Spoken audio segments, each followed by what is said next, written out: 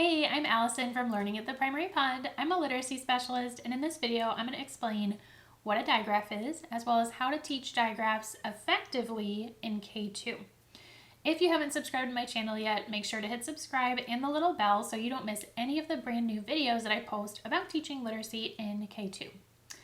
Okay, so what is a digraph? A digraph is a combination of two letters, hence the part of the word di, two letters, that work together to make a unique sound.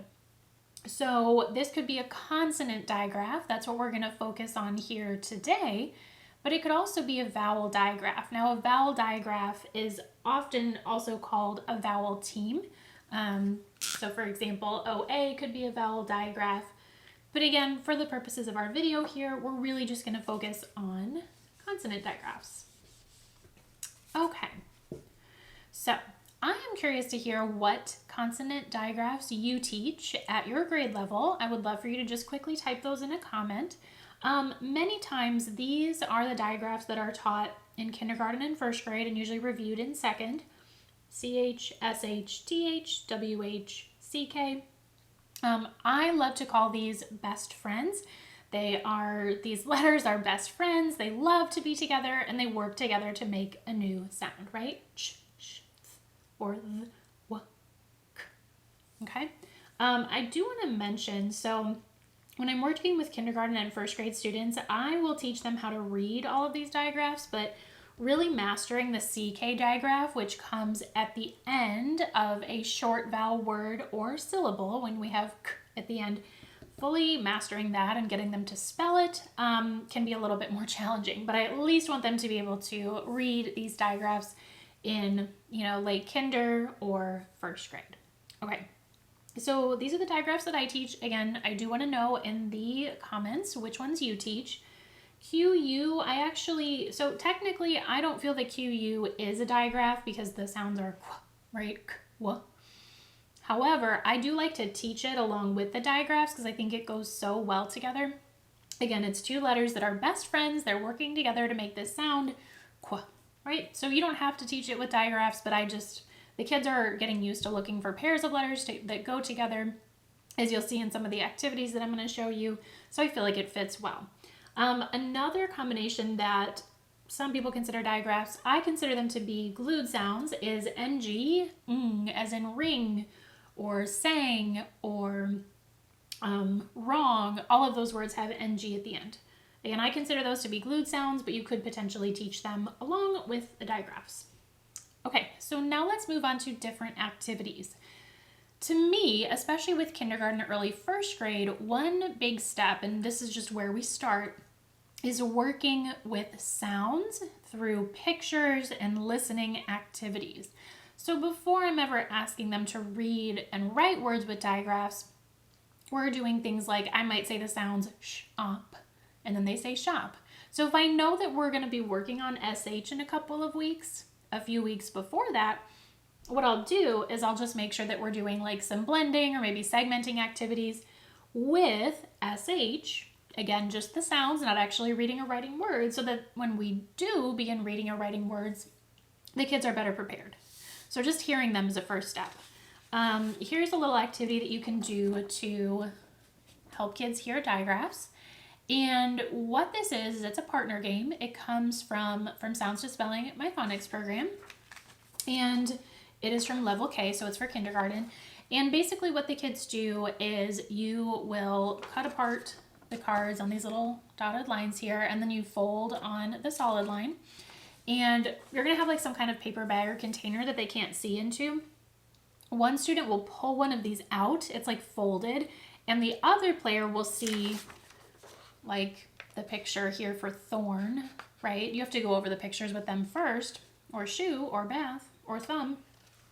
And what they won't see is the thumbs up or thumbs down. So the kids, the guesser, or not the guesser, but the other student is seeing the picture, and the thumb, I should have cut this out for you, the thumb is folded behind it. So the child is only seeing, for example, the table, and then this part is folded behind it. Okay, so partner one shows this picture to the other child. The other child has to say thumbs up or thumbs down. Does it have TH or does it not have TH? And then the original player will reveal whether it's a thumbs up or thumbs down. So hopefully that wasn't too confusing. Again, sorry I didn't cut that out for you, but basically there's just these bags, this bag with all these cutouts, and they're taking turns showing each other a picture. And yes, does it have TH? Or no, does it not have TH? So again, it's just coming back to having the kids listen for the sounds. You may also want to play something like this in a whole group or small group setting. It can work either way. Okay, so that's one example of working with sounds.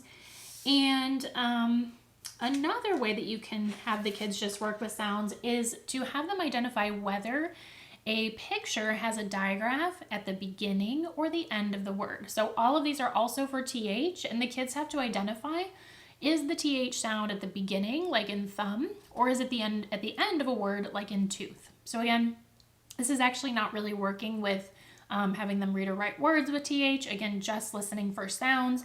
If you teach kindergarten, you're probably going to have to do a good amount of sounds work before you actually introduce the letters that go with them. If we teach first grade, you might just do a few things and then move on. Okay, when you're actually ready to move on to have the kids like reading words with digraphs, this is a little sheet that is from Sounds to Spelling, and this is from kindergarten, week 17. And it's just like a fun little thing, and I have them for the different digraphs that will help them associate SH with the sh sound. So they read it like this: sh, sh, sheep, sh, sh, shark, sh, sh, ship. Okay, and you just have it up and you like go through the different cards. There's one for CH, one for TH, whatever. So this is a good way to reinforce those sounds.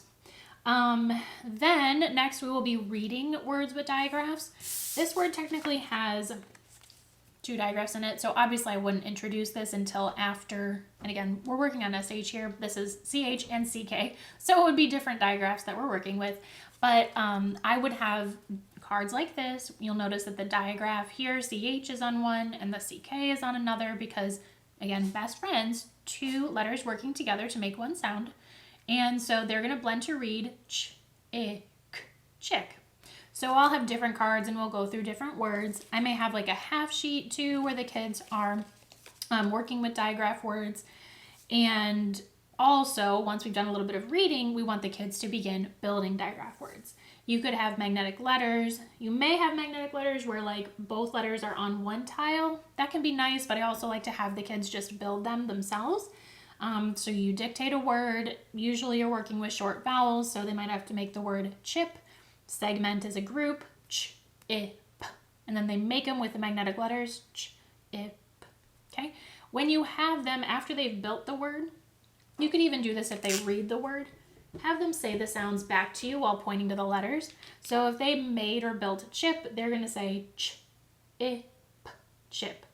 So when they're doing this, this can help them check their work, and it also reinforces the relationships between the sounds and letters to help with that orthographic mapping process that's going on in their brain. Okay, so we're building words, we are reading words at this point, and now we also really want to make sure that we are applying digraphs to their actual reading. So for this, you're going to want like a decodable text typically, or a text that has a lot of the digraphs that you're teaching. From Sounds to Spelling, my phonics program will have like a book where there's a bunch of different CH words. And then when we work on SH, there's a bunch of different SH words. One of the tricky things about digraphs, though, is that sometimes kids will, especially kinders, first graders too, they'll like get to a word like this, such, and instead of blending to read like such, what they'll do is they will just go suck, right? So they're not reading the word correctly because they're not recognizing, hey, here are the best friends, they go together. So here's a really fun activity that you can do if you're going to have the kids read a decodable text or a text that has a lot of different digraph words in it. All you have them do is before they read, without reading any of the words, you have them do a little scavenger hunt. It's nice if you have a printable text like from Sounds to Spelling because then they can actually highlight on it. So that's a nice thing that you can do. Of course, if you are using an actual text, you could have them, I don't know, just point it out or use like highlighting tape. But basically, they are identifying digraphs before they ever read the book. So they're highlighting or underlining or whatever you want to have them do. Every time they see like SH, they underline, TH, they underline, or whatever digraph you're working on.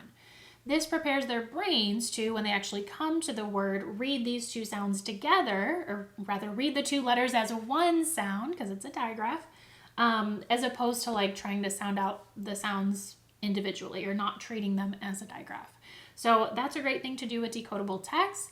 And then of course you just continue working with reading and writing words with digraphs. And it's also great to come up with some sentences where that you can dictate to them that have words with one of the digraphs that you're working with. So like, I don't know, that is such a big bath, right? Such big, not big, such and bath both have digraphs in them. So lots of practice there.